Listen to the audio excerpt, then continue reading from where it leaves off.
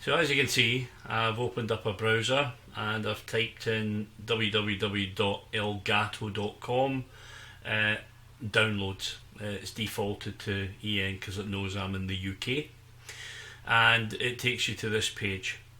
And what you have to do here is select that you're either on a Windows or a Mac, and also the product that you are looking for the software for.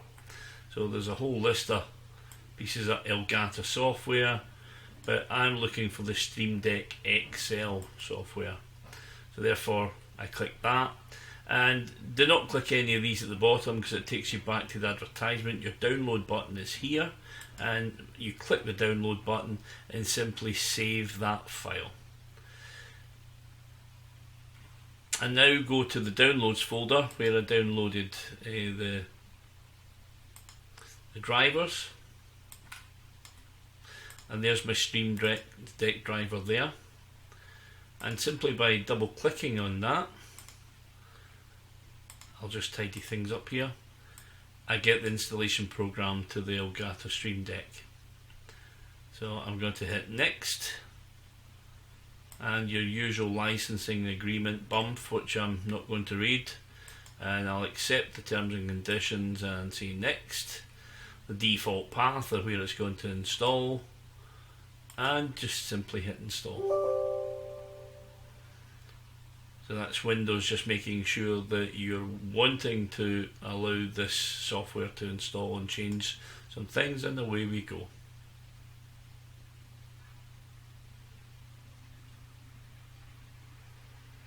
So it's jumped ahead there. I haven't managed to say finish, but that's me finished with the installation, and it opens up in this profile here. Now it's not giving me an option for XL at this moment in time, so I think it's waiting for me now to plug my Stream Deck in, which I'm just got the cable here. So after installation, it's come up with this screen and it's got this welcome button on it. So I've plugged in my device at this point. I'll just show you the device here, and if you notice, it's got that one welcome button in place, the exact same is on the screen. So I'm just about to press that and see what happens. So it's this button here, and it's clearly taking me somewhere to do some setup.